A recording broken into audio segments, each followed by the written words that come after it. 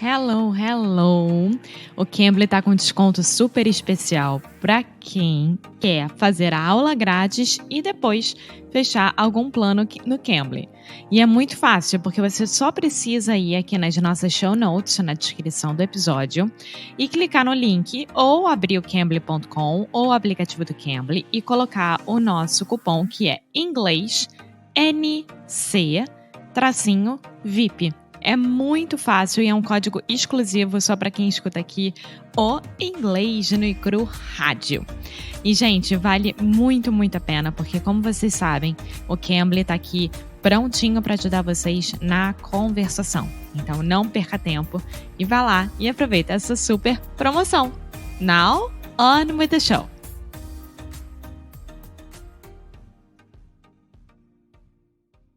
Hello, hey, sweet people. It is Foster from Inglês no Rádio. Good morning. Today, it's just me. It's just you and me, sweet people. So for the last few episodes, we have been talking about reading. More specifically, how to improve your English with reading. And even more specifically, we have been using an article that is talking about talking to yourself, which is something that I do all of the time. And personally, I believe that everyone should talk to themselves more often, especially if you are learning a new language. So, Alexia and I really analyzed the pronunciation, the vocabulary, the grammar, the structure of this article called Talking Out Loud to Yourself is a Technology for Thinking.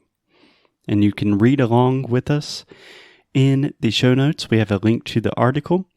But today I'm going to read the article in its entirety just to give you a better sense, just to give you a little bit more insight into how this process of really analyzing a text closely, sitting with the text for quite some time, can really improve your English, just so you have a more holistic view into the entire process.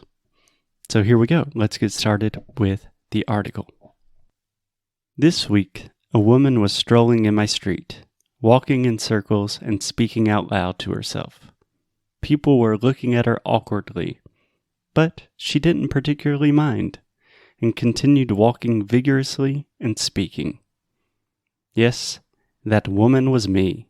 Like many of us, I talk to myself out loud, though I'm a little unusual in that I often do it in public spaces. Whenever I want to figure out an issue, develop an idea, or memorize a text, I turn to this odd work routine. While it's definitely earned me a reputation in my neighborhood, it's also improved my thinking and speaking skills immensely. Speaking out loud is not only a medium of communication, but also a technology of thinking. It encourages the formation and processing of thoughts. The idea that speaking out loud and thinking are closely related isn't new. It emerged in ancient Greece and Rome in the work of such great orators such as Marcus Tullius Cicero, and perhaps the most intriguing modern development of the idea appeared in the essay on the gradual formation of thoughts during speech, 1805, by the German writer Heinrich von Kleist. Here, Kleist describes his habit of using speech as a thinking method and speculates that if we can't discover something just by thinking about it, we might discover it in the process of free speech. He writes that we usually hold an abstract beginning of a thought, but active speech helps to turn the obscure thought into a whole idea. It's not thought that produces speech, but rather, speech is a creative process that in turn generates thought. Just as appetite comes with eating, Kleist argues, ideas come with speaking. A lot of attention has been given to the power of spoken self-affirmation as a means of self-empowerment in the spirit of positive psychology. However, as Kleist says, talking to oneself is also a cognitive and intellectual tool that allows for a wider array of possible use cases. Contemporary theories in cognition and the science of learning reaffirm Kleist's speculations and show how self-talk contributes not only to motivation and emotional regulation, but also to some higher cognitive functions such as developing metacognition and reasoning. If self-talk is so beneficial, why aren't we talking to ourselves all the time? The dynamic between self-talk and inner speech might explain the dubious social status of the former. Self-talk is often seen as the premature equivalent of inner speech, the silent voice in our mind, which has prominent cognitive functions in itself. The tendency to express our inner thoughts in actual self-talk, typical of children, is internalized and transforms to voiceless inner speech in adulthood, as the developmental psychologist Lev Vygotsky already speculated in the 1920s. Vygotsky's view stood in opposition to a competing one from the psychological school known as behaviorism, which saw children's self-talk as the byproduct of supposedly less competent minds. But Vygotsky claimed that self-talk has an active mental role. He observed children performing tasks while speaking to themselves out loud and reached the conclusion that their private talk is a crucial stage in their mental development. Gradually, a child's interaction with others turns into an uttered conversation with the self-talk, until it becomes muted inner speech in adulthood. Vygotsky's successors, such as the psychologist Charles Finneyhoe, have demonstrated that inner speech goes on to facilitate an array of cognitive functions, including problem solving, activating working memory, and preparation for social encounters.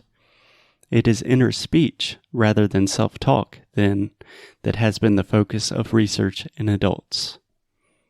However, the internalization of self-talk isn't necessarily evidence of cognitive maturity. Rather, it could represent the degeneration of an essential cognitive skill in the face of social pressure. The sociologist Irving Goffman noted that self-talk is taboo because it is a threat to intersubjectivity and violates the social assumption that speech is communicative, as he wrote in his book, Forms of Talk, 1981.